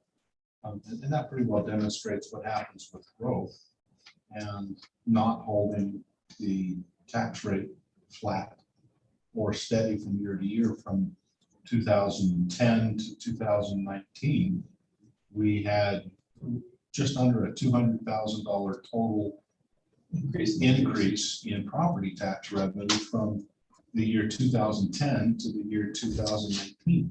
Not cumulative, but in 2010 we only collected 180 or something like that thousand less than what we collected in 2019, and obviously the cost of the city running what the city does has gone up a lot more than 200,000. That's what's caught us in in a this problem. 10-year time, and that's part of the problem that we're facing. So from a philosophical standpoint, while Evan can get these numbers redone for us to get them out to us quickly, do we maintain the rate? Do we accept we already know how Councilman Barker feels. Councilwoman Stoker, how do you feel? Can I just ask one other question? All right, go ahead. Since you. How many building permits did we issue this year? I believe based on our current numbers, we're just over 300. 300, and most of those are gonna be assessed at current value. So their increase has already taken place, right? Pretty much. So 300. And the average property tax, I think, paid to the city, and I think we need to make sure that our citizens understand it's an average of about $220 of their total property tax when it comes to the city. So if that's the average, $220, that gives us $66,000 in growth. Property taxes. So what we're talking here is, if my calculation's right, we'd be talking about $96,000. Divided by 6,800 residents. Well, It's about- now you get 71. Huh? Now you get 71. Yeah, so it's 12 months. Per year. Dollar. But it's still an increase. So anyway, take it away. So philosophically, can you get on your In a minute. plastic box? It's recyclable. Councilwoman Stoker? One question I have is if we keep it at 11%, I mean, a flat rate, does that keep us operating fair to Midland, or are we just kicking the can down the road further to? It does a fairly good job. It puts us a little ahead of inflation. And it certainly will help us in roads and, those kinds of things. Part of the issue that we're in is that the rate has been reduced year after year after year after year after year. So that what we capture each year is essentially the same that we captured last year, plus just a little bit of growth, which isn't much. And costs of maintaining and operating the city are going up faster than those revenues are coming in. You just look at the police department. Right, in 2010, our property taxes covered the entire cost of the police department. And now it's about 42%. When you have to realize we only get 10% in the county of just property tax that we pay. If you look at their About 10, chart, 12%, yeah. 10%, that's Yeah. not a lot, No, especially when school gets almost 50% of our property taxes, education. Just saying. I would love to see, if we're gonna, and I'm gonna jump in. Is that okay? That's my opinion. Councilwoman Stoker had the floor. I thought she was done. Go for it, go for it. Councilman Severin. Well, I was just gonna say, the last couple of weeks I've been able to explain that to probably a half a dozen people. And everybody's blown away. It's like, wait a minute. In fact, I even had one lady who said, I thought all of it went to the city. No, if you'll pull out your property tax notice and you'll look, about the 10th line down is North Ogden City. So you're giving about $300 a year. And she was blown away. And there was some family members that I explained it to that I thought for sure would know and didn't know that. So I've always been in favor of maintaining the rate, depending on what the rate is, so that we can actually get ahead of it. But I think it comes with some real transparency and some real education. I was kind of hoping that maybe we could maybe even have, I don't know if it was a booth or something, so that if people come to the open house on the budget, we could just hand it out. Okay, go home, look. I understand this better. I think the citizens deserve to know, because we've identified that we don't need it this year, right? That doesn't stop for future years, so it's, to me, it's a philosophy. But I think the citizens need to know, what are we gonna do with that money? Right? Because, don't get me wrong, but there's a tendency not, if you got it, you spend it, right? Well, the other. So I'd like to make sure, if that's what the council decides to do, that we know what we're gonna do with it. The other half of the rate maintenance is that in economic downtimes, if you go back and look at the property tax rates during 2007, 2008, 2009, they actually were increased by the county, again, because your house value went down, but they're looking to help keep us at a certain value, a certain amount of money coming in, so that they automatically raise a net. What's interesting is that doesn't have to have a truth and taxation hearing. But it goes down, huh? The county could just raise it through the assessor's office. And so if we're going to adopt a policy of maintaining a property tax rate, I think we also have to be prepared during small downturns to consider maintaining the rate. Two-way street. Right, because we should have built a reserve, an excess during the more fat years, so that when we have a downturn for a year or two, we maintain the rate. And their rates aren't going up when everybody else's are. And we know that more downturns will come. It's just the nature of the economic beast. Well, and I always like to know why we're gonna do something. I'm a why person. Why? Well.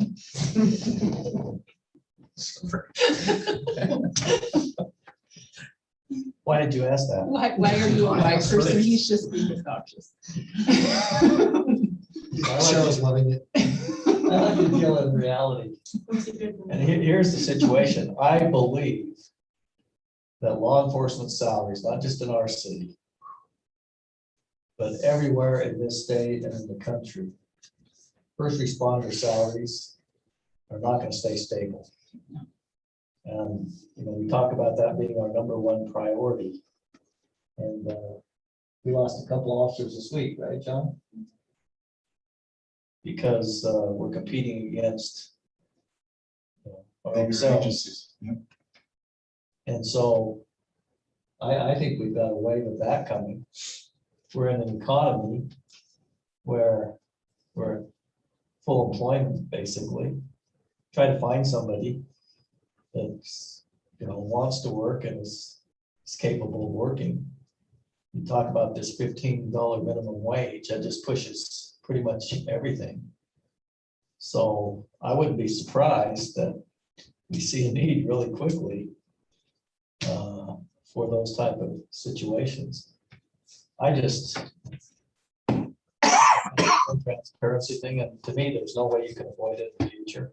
Unfortunately, without maybe interrupting, we always look at things and try to be frugal and conservative. But you know, I just don't know when we do it. Do we do it in a year when we don't need it? But being transparent, say there's the probability that that's everybody. I think we're probably only one of the few cities that doesn't hold the rate, aren't we? No, most of these just take the county, whatever the county rate is. That is changing. Yeah, many more are making I know the Mayor change. Paul told me they've Yeah, they've done gone. it for a couple of and there years. are and others trying to keep considering. it. Yeah. So Cheryl, I understand then from what you've said that you're in favor of maintaining the rate.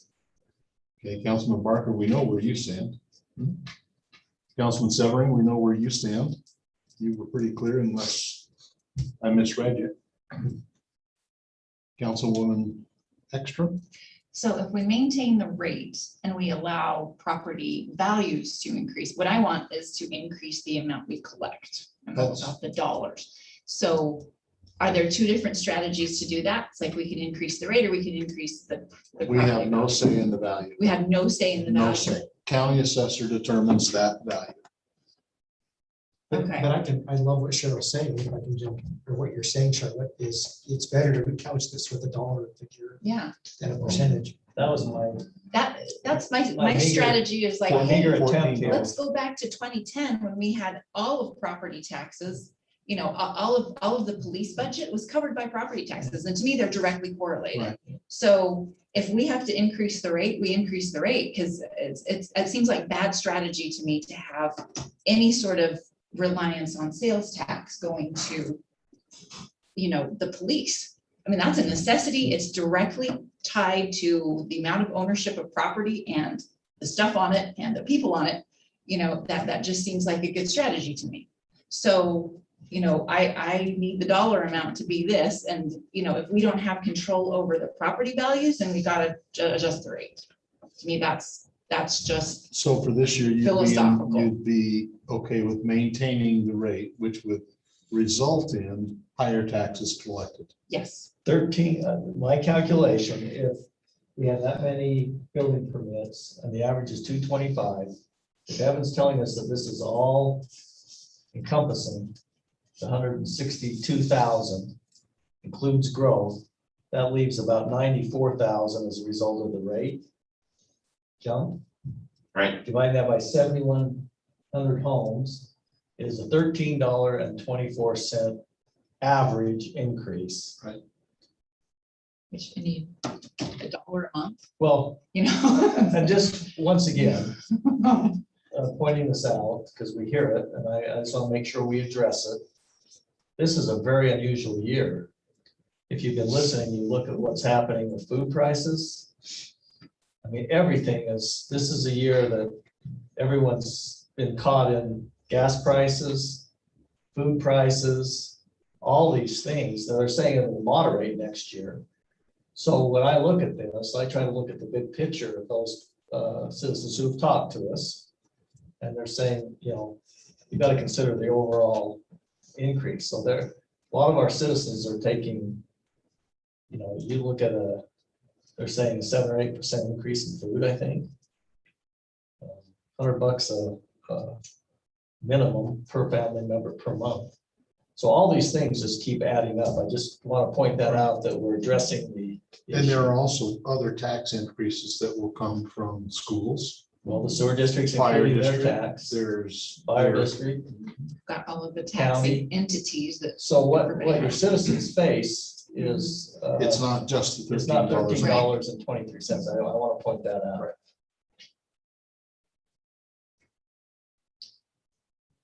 But I believe that, you know, what we're talking about here is developing a long-term strategy. That's probably what the council needs to focus on. I think council is pretty unanimous on maintaining the rate.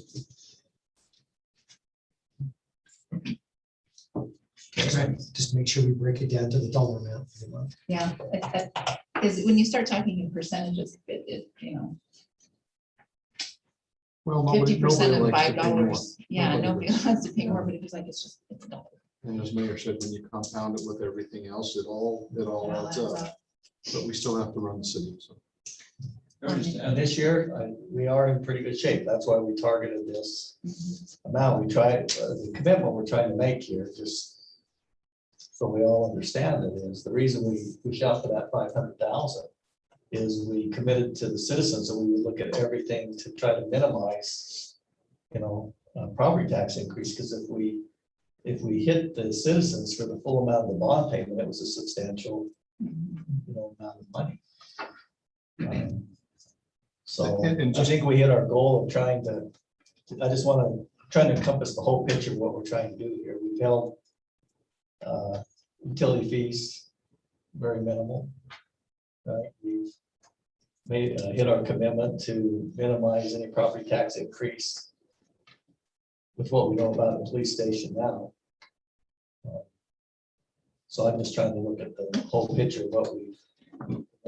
Well, and all of it has Because to come out any- of the same pot, right? It's like there's, you know, there's a certain amount that people have to pay. And, you know, do we then increase the likelihood that it's, that we have more delinquent property tax values, which is then going to decrease it too. So it's like, More we- delinquent utility, I mean, people only have Yeah, so much to pay, it's- right? you know, everybody has to juggle their own personal budgets and.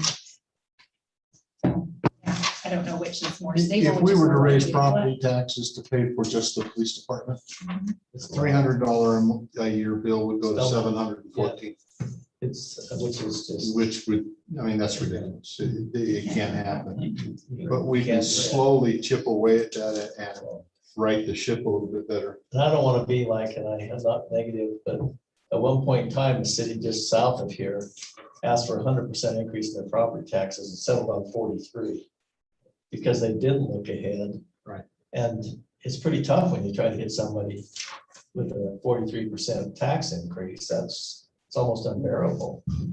But understand any type of property tax increase. Be that way. So we've got the whole, well, we've got the straw poll because the budget, final budget won't be adopted until after a public hearing, right? That's right. So this is So kind we of have a straw poll. I just wanted to mention on this property tax rate, in that sheet that I gave you, it has the low, mid, and high. And those are in there because we don't know yet what the total property value will be. So if it comes in closer to the low value, then maintaining the rate would generate $162,000. If it comes in closer to the high value, then maintaining the rate would generate $266,000. Additional? No, instead of the 162. So Right, yeah, I understand that, but when you look at the left, where you have value, Evan, for 2020, you have 1,253,681. Oh, no, that's a billion, never mind. That's the total housing value in North Ogden. property value. So the point I just wanted to make though is when you're talking about maintaining the rate or not maintaining the rate, you have other options in between. You can accept the certified rate, you can maintain the rate, or if you feel like that's going to be too high of a burden on the residents, you can choose a different rate, somewhere between the certified and the current rate. So you have other options too. And then depending on how they assess, of course, then people can actually appeal their rate or appeal their values. Also gives the residents a little bit more control over how much they pay in property taxes.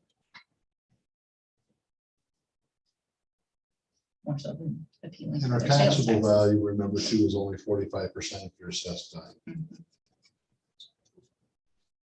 I was just trying to calculate what I think the average price of a home is 300 homes coming in. Even last week, 270. Okay, So that's basically the budget discussion for tonight that we wanted to have. Looking forward, we plan on asking you to adopt the tentative budget next Tuesday at the council meeting. And then after that, we need to have a public hearing and the open house. We have our regular council meetings in June, one on June 8th, one on June 22nd. And so I'm wondering if we should plan to have the open house and the public hearing on June 8th. I'm hopeful that we'll actually have our real property value and the certified rate from the county by that meeting. And so we could, be able to talk in real terms on those questions. And then the final budget adoption will be proposed for June 22nd. There's also June 1st, which is typically a work session meeting. So I guess we'd like to get your guidance on how you want that scheduled for the rest of this budget. So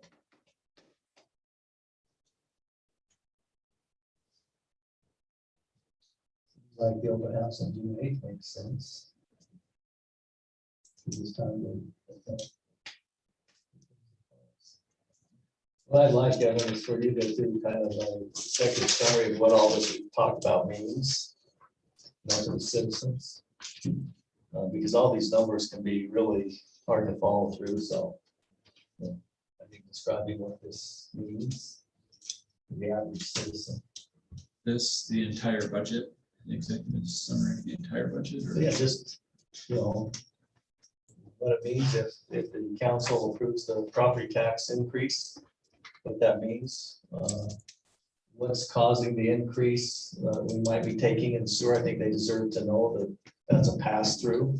Those type of things, the whys of if anything's increasing and the benefit of what's decreasing. I think simplified bullet point.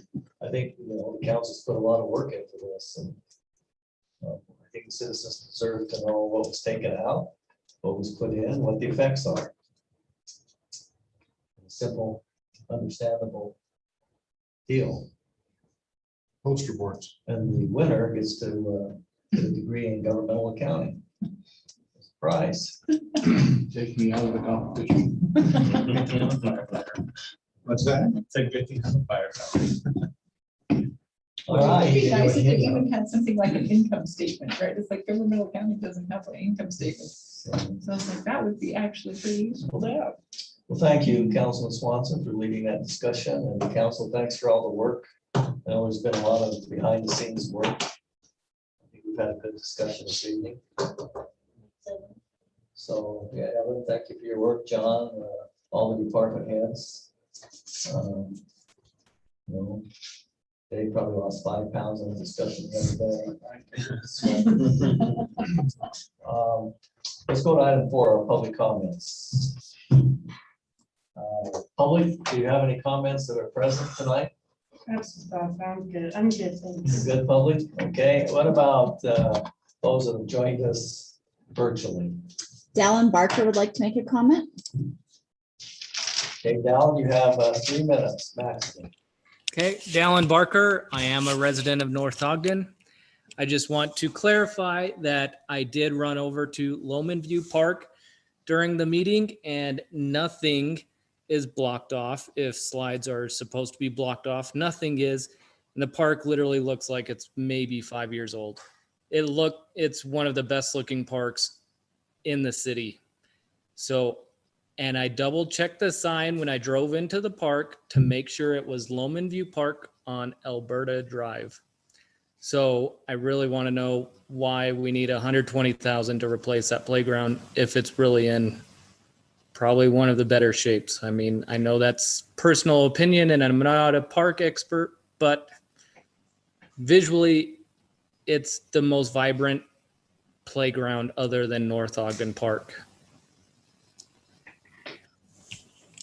Anything else for us, Dallin? If anybody wants to see the pictures, I mean, I sent them to Councilmember Barker, Severing, and the mayor in case anybody wanted to see them. Sorry, I don't have the other council members' cell phone numbers. Did you text it or something, or? Okay, any other comments? Randall Wynn would like to make a comment. Okay, go ahead, Randy. Myself unmuted there. Just comment on your last discussion. As a citizen, I kind of prefer to see the logic of a price increase, of a rate increase in taxes kind of associated with the cost of living. And it always bothers me when, I could handle a 2 to 3% cost of living increase in my tax rate. But, it seems like all of a sudden some year comes along and we have to have a 15% or a 25%. And I think it's a lot more understandable for the public when you're managing your budget so that the costs go up gradually and you get more revenue gradually rather than have to make a big grab at some point. Anyway, just a procedural matter for managing taxes, but that's kind of my thoughts on it. Thank you. Thank you. Katie? No more comments at this time. Oh, we just had someone pop up. Susan Kilborn would like to make a comment.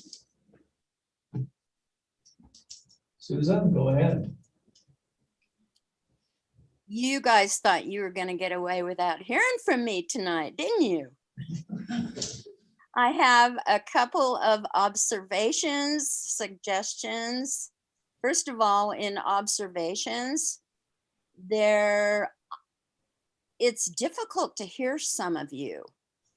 And I know some people have reached out to me and sent me messages saying, am I getting old? Or, I don't really hear everything. So I just have a suggestion that the people who have a mic in front of them are very much more easily understandable than those who have one behind them. My other observation is, I don't know if you all in there see what we out here watching via Zoom see, but I can tell you at this point exactly how many hairs Phil Swanson has on the back of his head. How many is that? Doing good, buddy. Oh, there's the camera. Hi, Susan. Hi. Also want to tell you your grooming is very good. So just a heads up that although I think Cheryl and Charlotte are much prettier than you gentlemen, Charlotte, I never even get to see you except your hand. I gesticulate wildly. There you go. You're eating up a lot of your 3 minutes. I saw you. And who's eating all the Haribo's there? Mayor. What? You got shares. Call Like those? No, I don't eat sugar. I'm sweet enough as I am. Another thing, after that stimulating conversation about the garbage cans, I have never been more grateful for my own can in my life. Take good care of it. Yes, I do. And something that Mr. Mayor, you mentioned, and I'm not sure you even realized that you were being heard at the very beginning of the meeting, is something I consider very important that should be recognized, and that is that yesterday was Councilmember Severing's birthday, and today is Councilmember Swanson's birthday. And I will bring you guys all some of my famous oatmeal chocolate chip warm cookies. And Don't count on it. She made that same promise to me. I've never seen it. let me finish. Don't I'm calling, you know what, on that comment. Yeah, I know. I'm not allowed to talk that way though. Okay, so if And you you're in the 2 minutes and 30 seconds. sing happy birthday to the gentleman, they deserve it, and I appreciate. Let's not. All in favor of not, say aye. Hey, you have a request from a citizen of this. A constituent has a request. You're going to deny me? Yes. Ask the mayor. He's in charge of the meeting. Okay, I guess I give the cookies to Mayor's dog Cooper, my godson. I guess.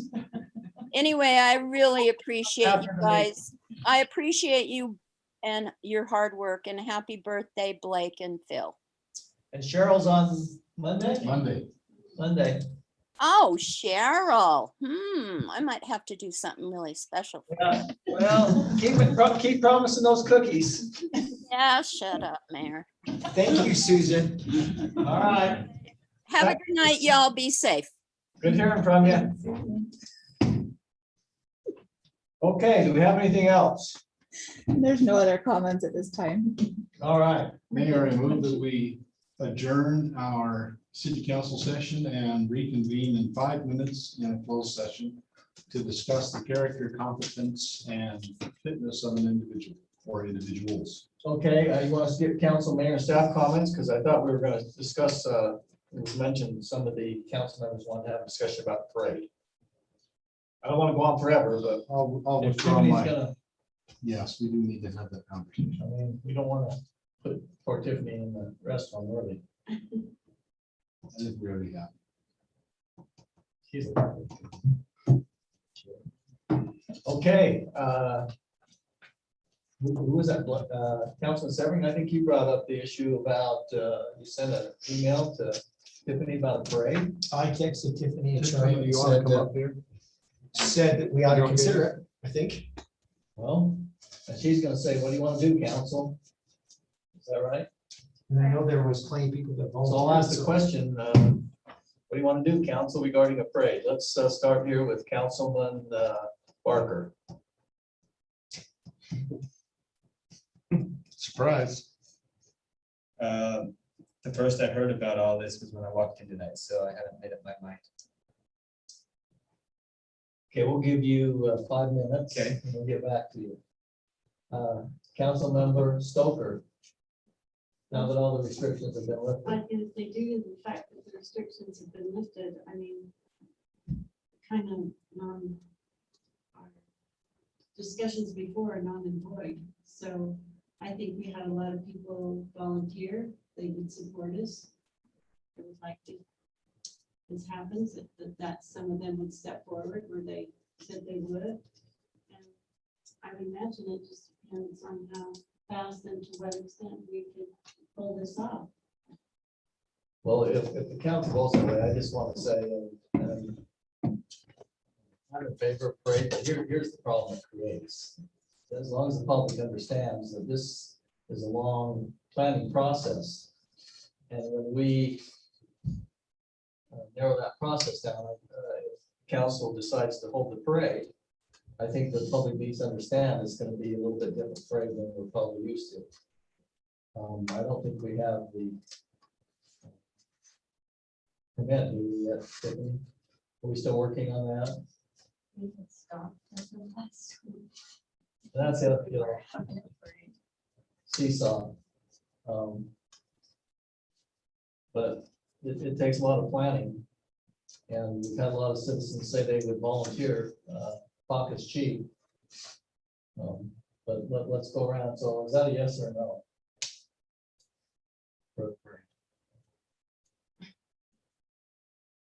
I think there's a lot of factors to depend. I mean, I don't know if I'm misunderstanding. I thought some of the participants, like the people that would come in the venues, they just said they wouldn't come this year.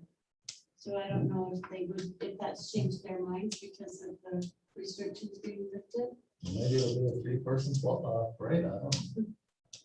But is that a yes or no? I don't know. But that's not one of the options. Yes or no? Because we got I'm work ready. to do. I'm ready. Okay.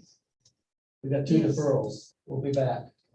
Councilman Swanson, you're ready. I say we continue. There's too much to be done to put on a safe and effective parade and vendor events.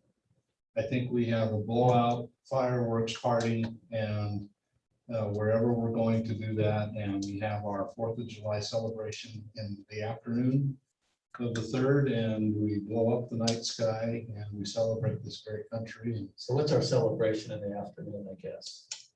mingling and gathering, picnics in the park, just like the old days. With your neighbors. We could probably get a dunk tank. And No. yes, you got access to a dunk tank, do you not? Okay. Okay, so you're gonna get a dunk tank. He's going first.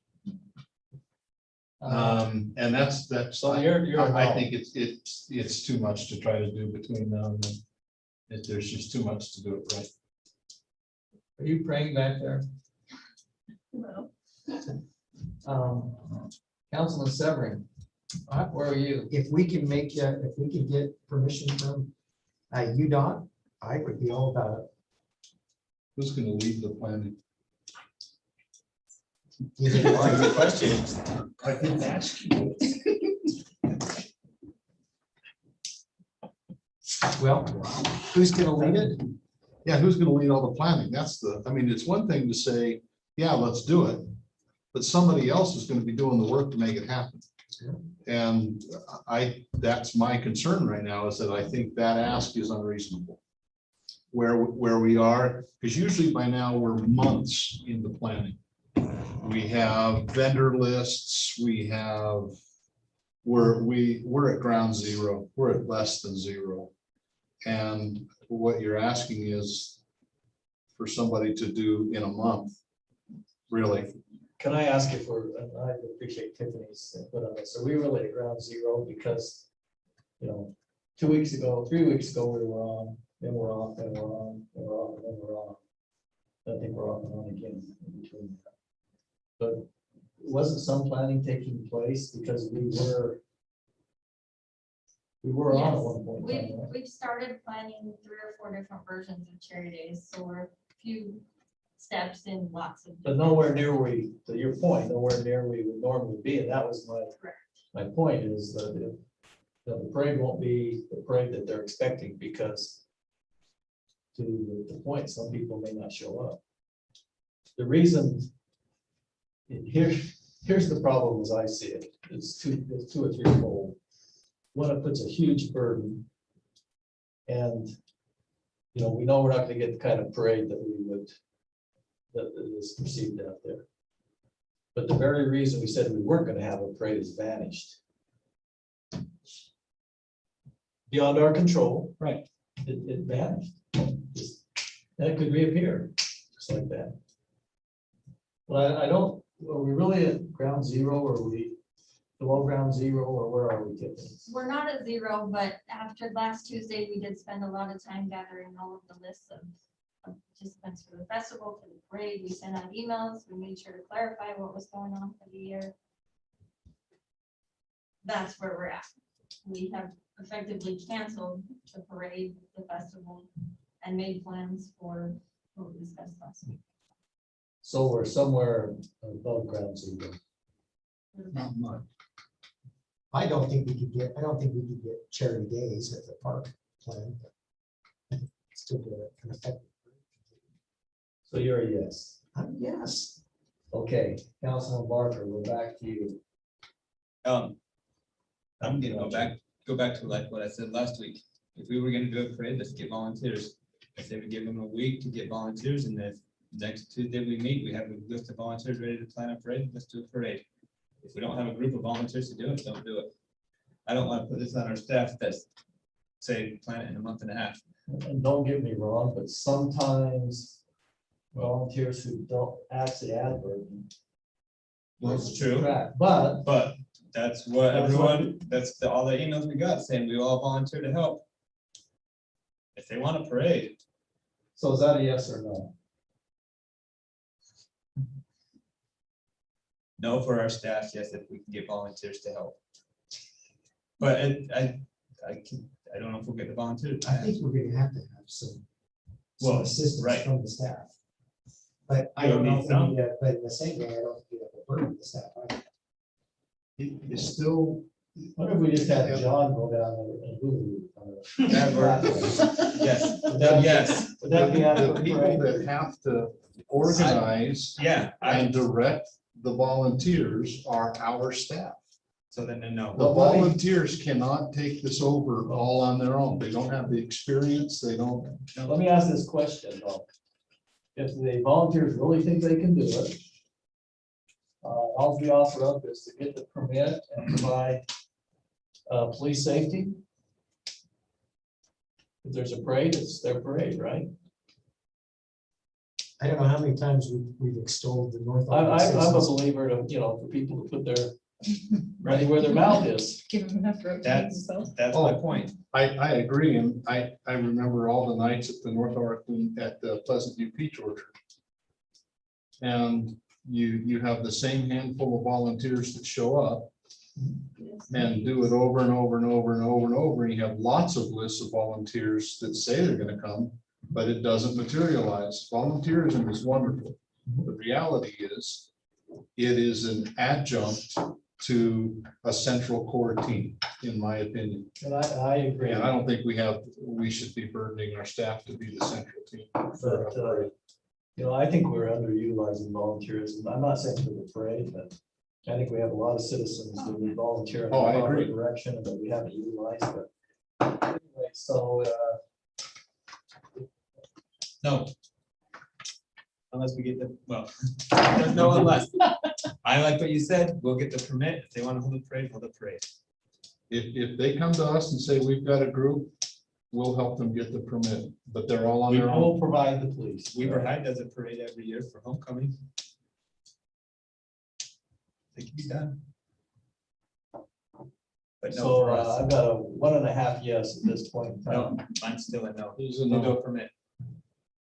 So we'll seek a permit and provide police safety if the citizens want to do a parade. Is that our, no involvement from staff? Is I don't know how you keep our staff from being drug into it. That's That'd my have to be feeling. one of the conditions. There's, we can set the condition. I can guarantee you that our staff is gonna get drug into it. And I think where we See how are, good Tiffany is to say no. Tiffany has got her poker face on right now. Wear a mask. I can read her eyes. Councilmember Stoker, we've got to get on with our closed meeting. I'm thinking back to the Olympics, and there was a lot of people that came out of the woodwork to volunteer, and Utah's been known for their great volunteerism. But I don't know, that's a lot of work to put even on volunteers, let alone the staff, at such a short notice. So, yes, it can be done, but at what expense and whose expense? And I'm afraid I think I have to go. I guess I'm more like leaning towards Ryan and Phil, and it's like, no, I don't know that they can do that without a lot of added headache. So, I mean, So is that a no or yes? it's a no. Okay. So I think we have 3 no's. Did you want to chime in? Oh, sure.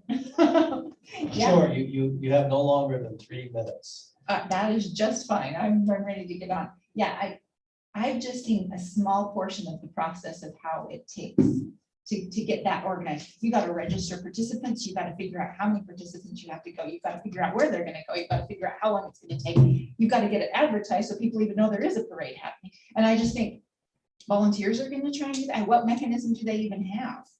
You know, I mean, I don't see how it's actually possible. I mean, volunteers can come and they can help direct and they can assist the staff, but you know, I can't tell Tiffany to do something in a month that takes a year to do. And that's even considering that we actually get permission from UDOT to have it where people want to have it. So you know, long Is that a drawn out yes or say to no? say, no. Okay. I like my idea of a parade with John. You know, I can't just say simply no. Just explain myself.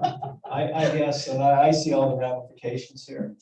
I guess I would say is I want to believe in our citizens.